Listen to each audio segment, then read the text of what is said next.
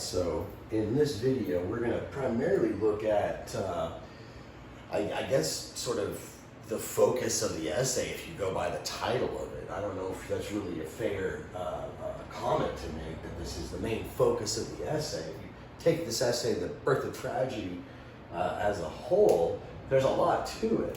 But the title talks about the birth of tragedy. The original title, as I mentioned at the end of the last video, is The Birth of Tragedy Through the Spirit of Music. So in this section of the lecture, we're going to kind of focus on that. How was tragedy born through the spirit of music, as the title suggests? Now, at the end of the last video, we kind of recapped a bit how the I suppose you had in the early Greek culture the Homeric art, which Nietzsche called naive art, which was very Apollonian, although he said that there was a Dionysian undercurrent, right? The Homeric world of the Olympian gods was a rational, hate to say rational, but a beautiful, the boundaries were clearly drawn, a reflection of our world, something that made life worth living. But it was very, very naive in a certain sense, and sort of not, the Dionysian was there, but it wasn't acknowledged. When we get to Archilochus, it is considered very subjective. It's, Archilochus is the lyric poet who speaks about love and lust and hatred, and it's very personal, it seems, but it speaks to us as universal subjects who also feel this underlying will that underlies all things, okay? So a little bit of a recap of last video. So we get Homeric poetry, epic poetry, morphing into, lyric poetry, not only morphing into it, but with the influence of that coming together into the folk song, which was also a combination of the Apollonian and the Dionysian. And the end of the last lecture, the end of the last video, we talk about how, like Schopenhauer, Nietzsche thinks melody is this primary element in music, and music itself is a sort of reflection of what underlies all reality, okay? It somehow is this relationship to the world will, lack of a better word, okay? And again, this is just to keep reminding you, this is early Nietzsche. A lot of this very metaphysical stuff is something I think he completely dismissed in his later work. Like, not much longer after he published this, I would say, he had a big split with his friend Wagner, his mentor and friend, and I think started drifting further and further away from Arthur Schopenhauer as well. But again, this video we're going to talk about, how the phenomena of music,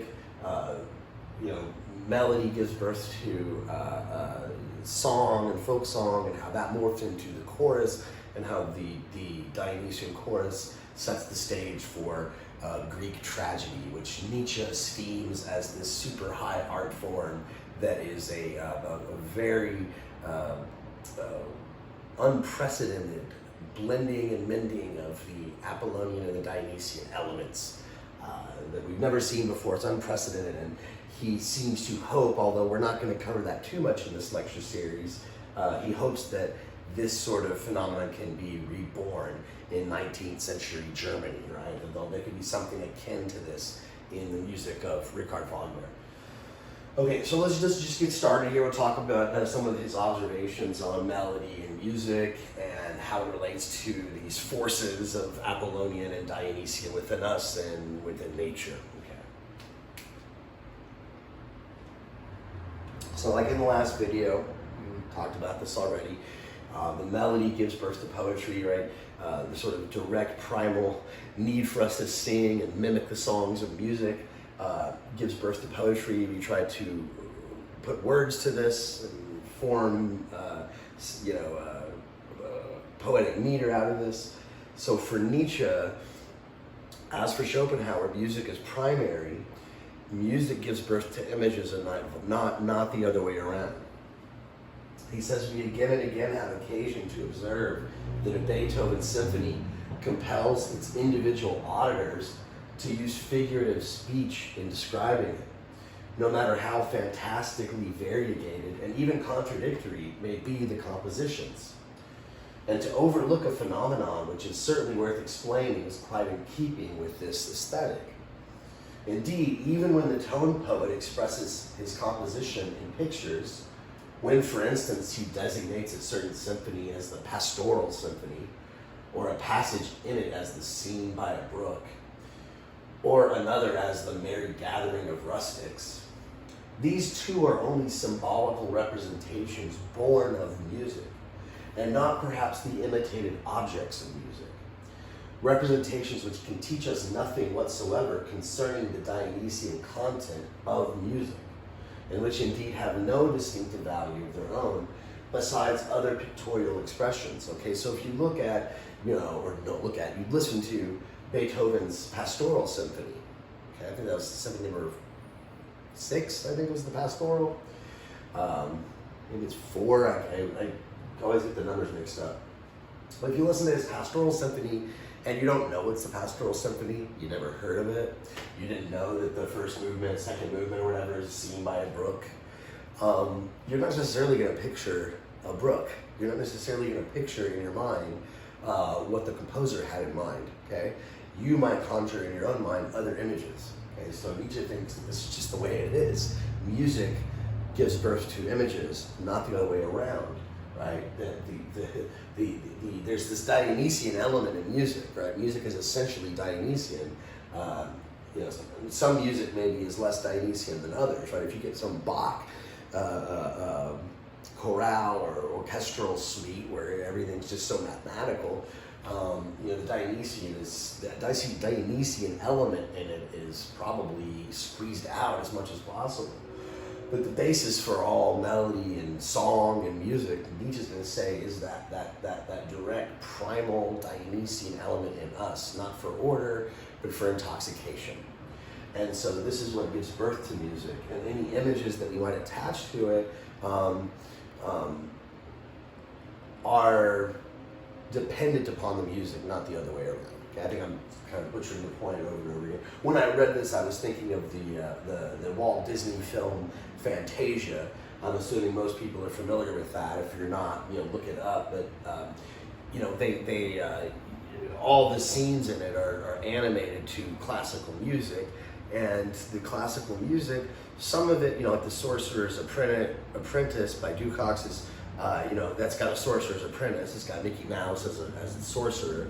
But if you watch the scenes with Stravinsky, Rite of Spring, it's dinosaurs going extinct. It has nothing to do with the pagan rites that Stravinsky had programmed into that piece. Also the Nutcracker, right? They used Tchaikovsky in that movie, and that's there's nothing to do with the Nutcracker in that, right? It's just with all the flowers and stuff dancing around and things.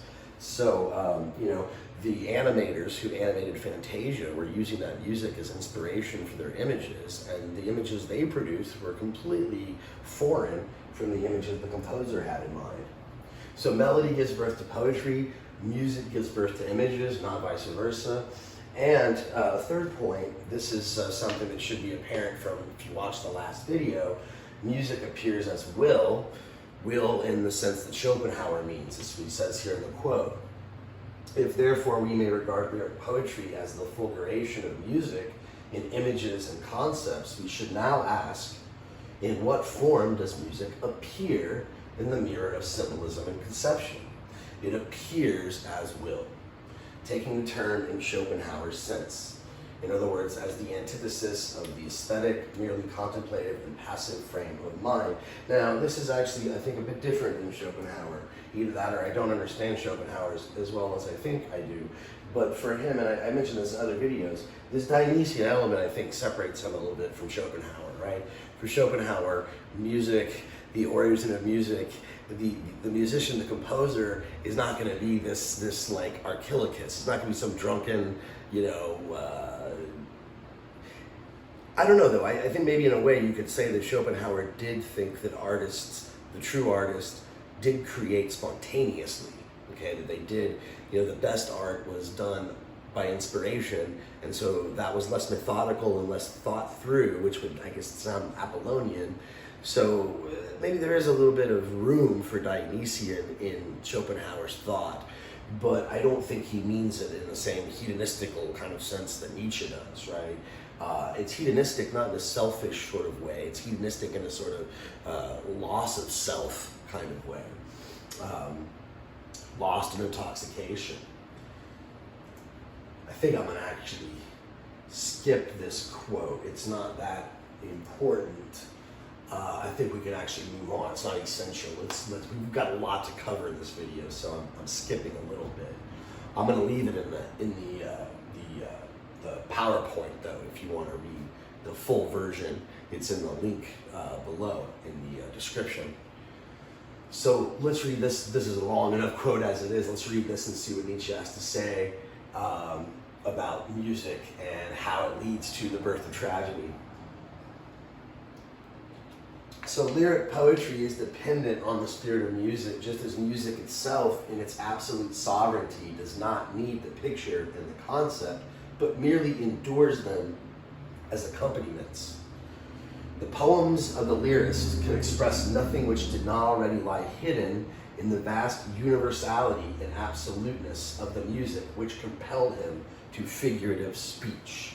Right? He gave sounds, he gave utterances to this deep emotion within his being, this will, okay, that was brought forth.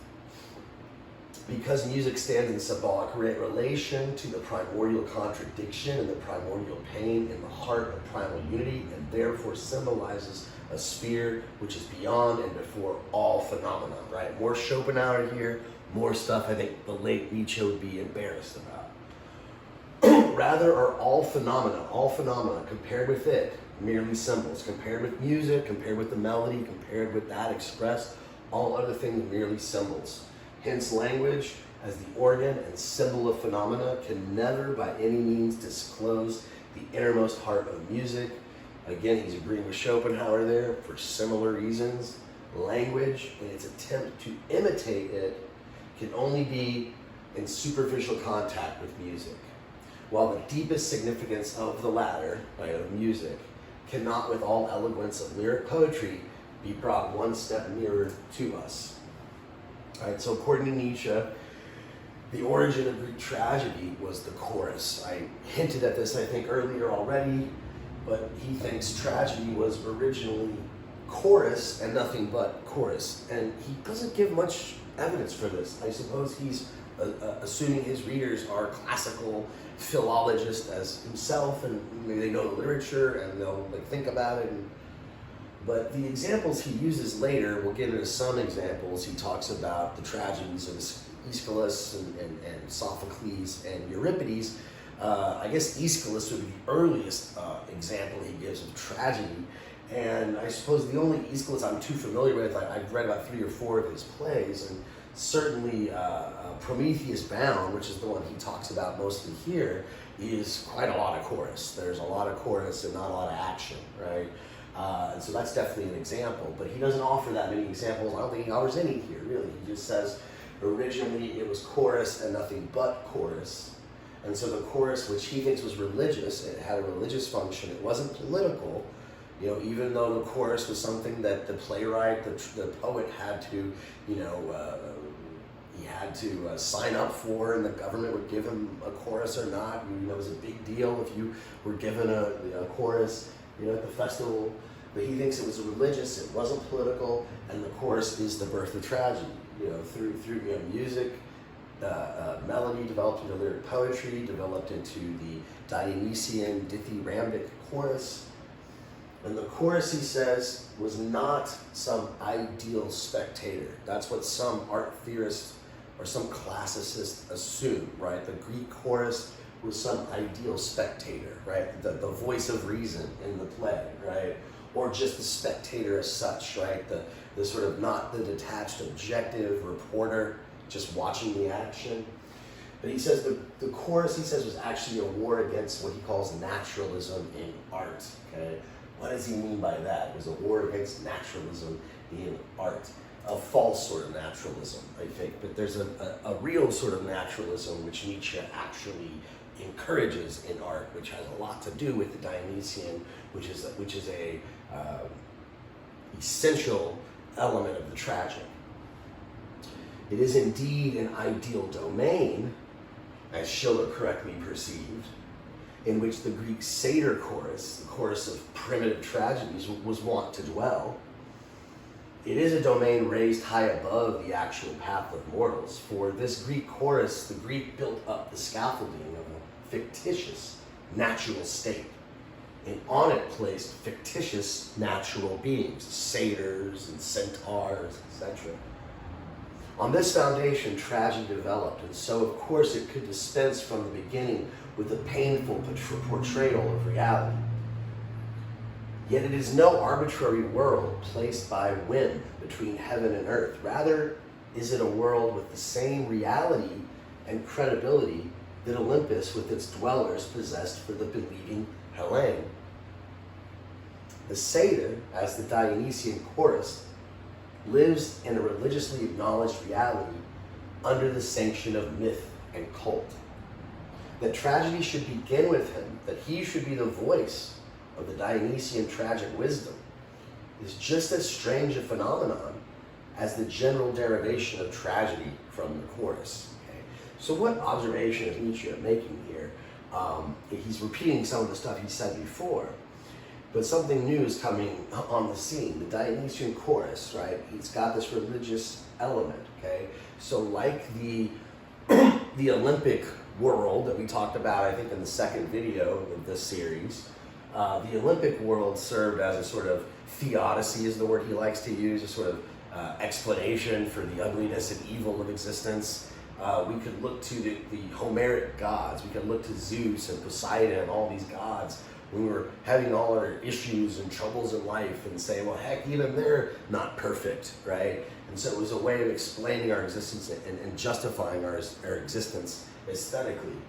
We have a new aesthetic with the Dionysian, but it's religious as well. There's a religious element to it, right? Its credibility, right?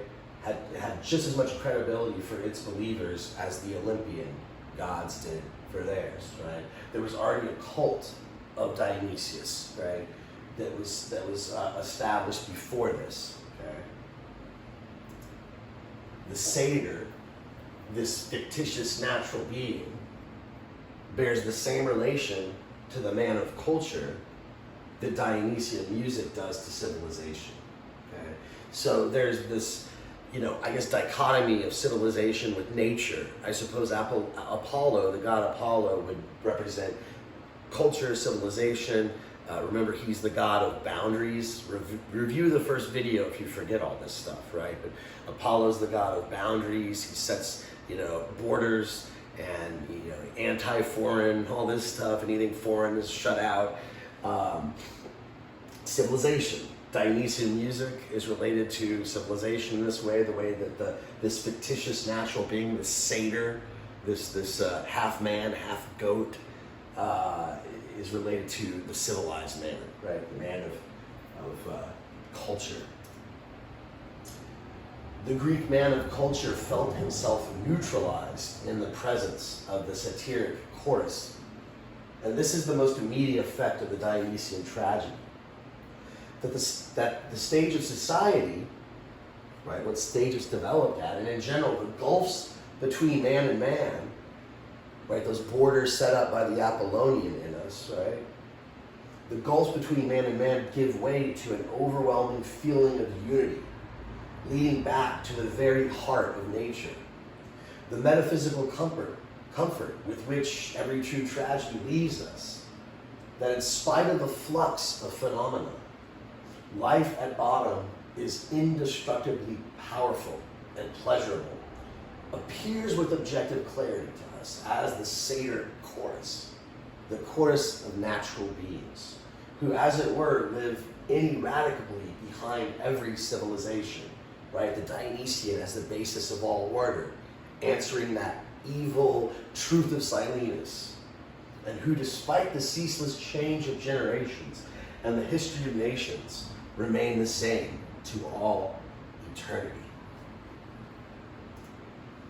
The Dionysian man, right? He resembles Hamlet, right? We're going to see in the next video, we're going to get into more details about this. Nietzsche makes this pretty bold claim that Dionysius is the hero of all tragedy, okay? And Hamlet is no exception, right? Hamlet, obviously, if you've read your Shakespeare, pretty tragic play, and he is a form of Dionysius. The Dionysian man resembles Hamlet. Both have, for once, penetrated into the true nature of things. They have perceived, but it is irksome for them to act, for their action cannot change the eternal nature of things. The time is out of joint, and they regarded it as shameful or ridiculous that they should be required to set it right. Knowledge kills action. Action requires the veil of illusion. It is this lesson which Hamlet teaches, and not the idle wisdom of the John of Dreams, who, from too much reflection and from a surplus of possibilities, never arrives at action at all. Okay, so this is a different way of answering the story of Silenus, the terrible answer of Silenus, the terrible truth of Silenus. Okay, this is a way of staring at the horribleness of the truth, right, in a non-naive way. You might want to review the video on the naive artist, right? The naive artist escapes nihilism, answers Silenus by constructing this fantasy world of the Olympians that allows them to bear the burden of life. But for Hamlet, Nietzsche seems to be describing the character of Hamlet as a bit more honest and looking Silenus straight in the face. And so this sort of knowledge, interestingly enough, it leads to inaction. Hamlet doesn't want to do anything. To be or not to be, that is the question, right? To be or not to be, the nihilistic, the nihilistic ontology I've heard it referred to, right? The theory of being, to be or not to be. So this knowledge, where, sometimes we have so much knowledge and so much intelligence that we see so many possibilities, we can't decide what to do. And so knowledge leads to inaction because of reflection, right? Too much reflection, a surplus of possibilities. But that's not the case with Hamlet, right? It's not reflection, no. True knowledge, insight into the terrible truth predominate over all motives inciting to action. In Hamlet, as well as in the Dionysian man, there's no longer any use in comfort. His longing goes beyond a world after death, beyond the gods themselves, right? Beyond that Olympian Homeric answer. Existence with its glittering reflection in the gods or in an immortal beyond is abjured. In the consciousness of the truth once perceived, man now sees everywhere only the terror or the absurdity of existence. Right? So again, in Hamlet, knowledge kills action, not because it leads to indecision, but because it leads to nihilism, to this nihilistic despair. But art is our savior, right? Art comes along to save us, just like it did for the Homeric Greeks. It's going to do so for the tragic Greeks, right? For the Attic, the Greeks that are around at the birth of Attic tragedy.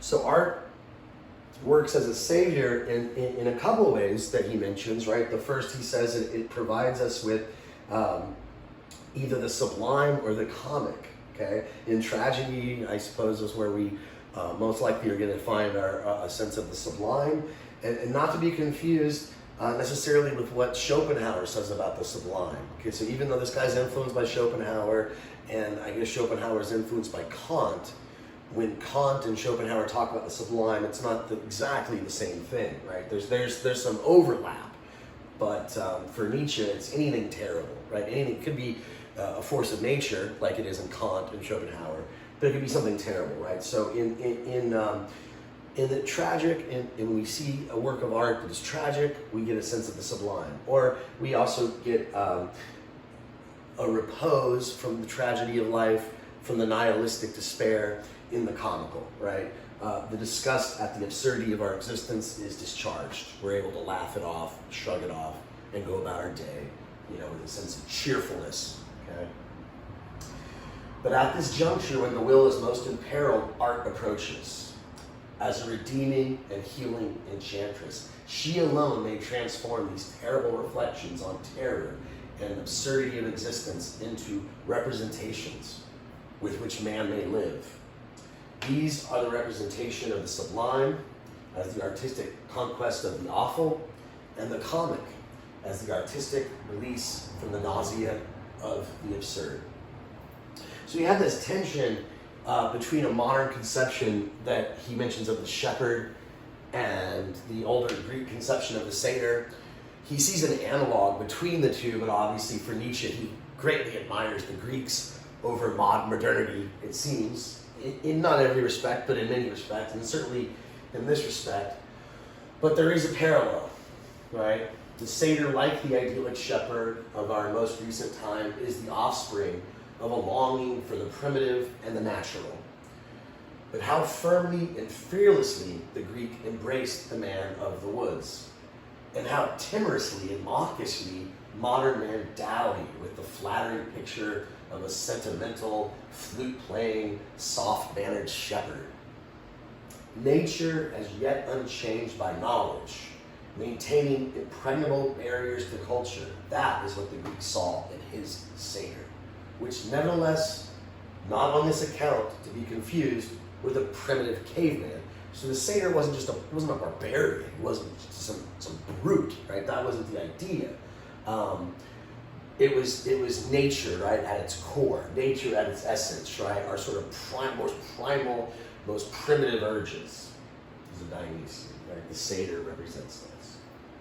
On the contrary, the satyr was the archetype of man, the embodiment of his highest and most intense emotions, the ecstatic reveler enraptured by the proximity of his God, the sympathetic companion in whom is the very heart of nature, emblem of the sexual omnipotence of nature, which Greek was wont to contemplate with reverence and wonder. The satyr was something sublime and godlike. It was inevitable that he appear so, especially to the sad, downcast glance of the Dionysian man.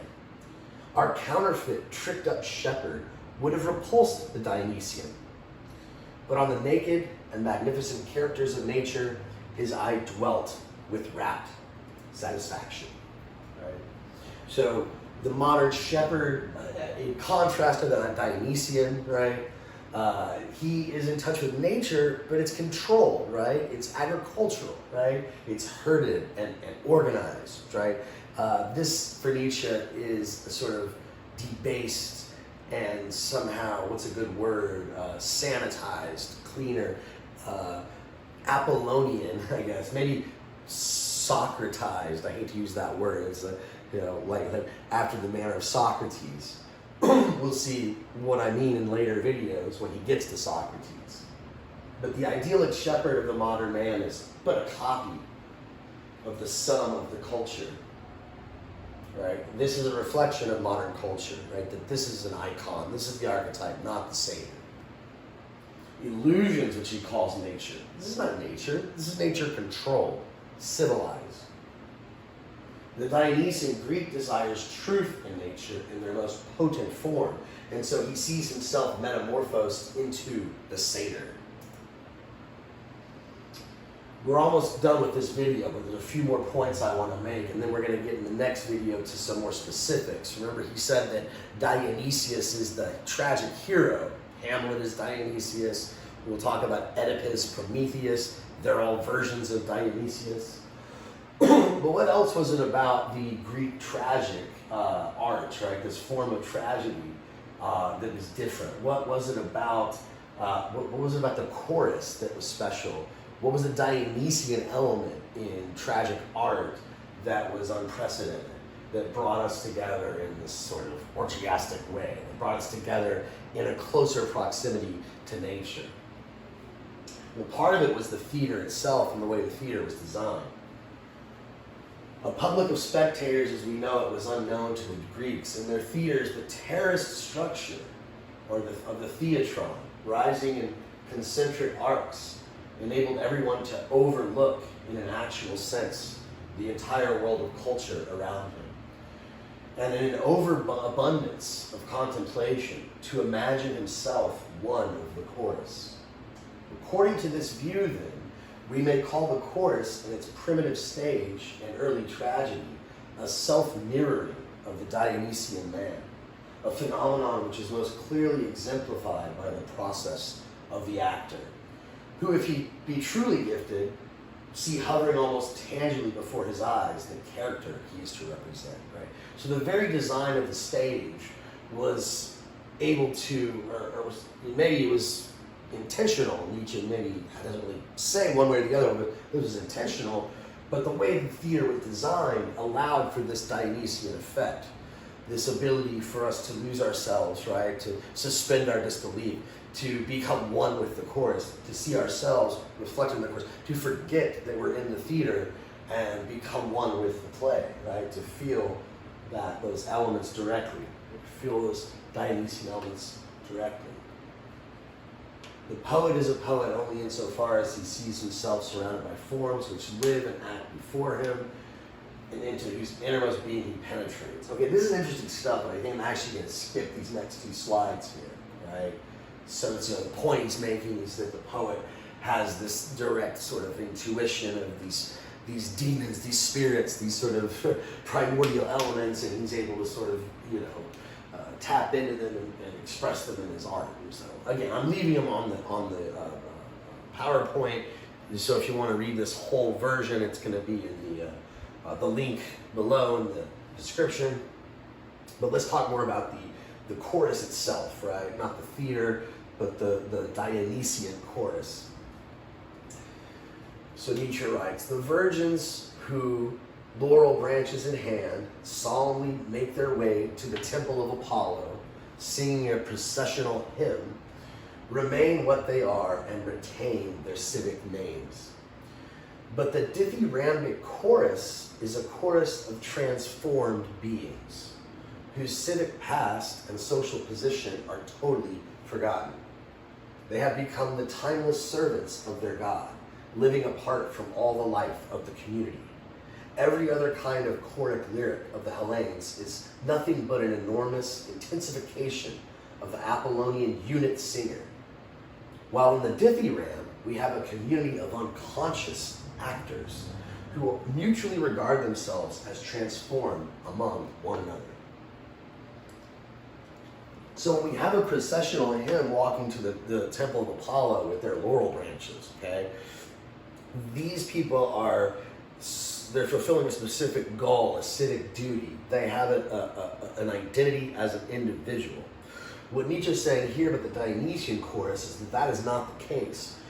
That when the chorus is in the midst of their performance, okay, they are transformed, right? It's this more ecstatic Dionysian experience, and this is what allows the audience and the spectator to also lose themselves as well, right? To eliminate that principium individuationis, right? The principle of individuation we've talked about already several times in previous videos. This enchantment is the prerequisite for all dramatic art, says Nietzsche.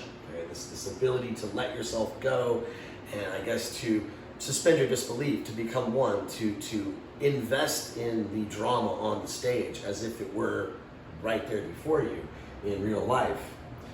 According to this view, we must understand Greek tragedy as the Dionysian chorus, just burning itself again and again in an Apollonian image world, right? So the chorus is the Dionysian element, which just burdens itself in the plot, right? In the actual structure of the action on stage. The court parts, therefore, with which tragedy is interlaced, are in a sense the maternal womb of the entire so-called dialogue. That is, of the whole stage world of the drama proper. In several successive outbursts, this primal basis for tragedy releases this vision of the drama, which is a dream phenomenon throughout, Apollonian element, and as such, epic in character, like the Homeric epic. On the other hand, however, as the objectification of the Dionysian state, it represents not the Apollonian redemption in appearance, not the naive dream world of the Olympian gods, but conversely, the dissolution of the individual and his unification with primordial existence. It's not an escape into fairy tale land of nice, comforting vision, but it's a sort of primordial oneness that I feel with the audience, with myself. Like, we're all one. We're all having this experience together. We lose our sense of self. We become one with the artist. The artist becomes one with us. right?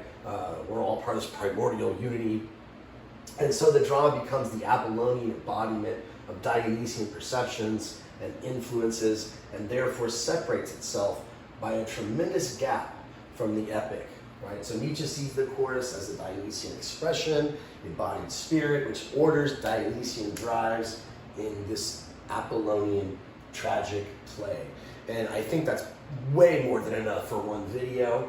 We're gonna kind of recap this a little bit at the beginning of the next video, but then we're gonna move on to some specifics, and we're gonna talk about, you know, the tragic figure of Oedipus. We're gonna talk a little bit about Prometheus, and some of the examples that he uses to try to, I guess, support his thesis that every tragic hero is Dionysus himself in some guise or another. So a lot of interesting stuff coming up in the next one. Stick around for that. Thanks for joining me on this one and sticking around to the end. I'll see you on the other side. Cheers.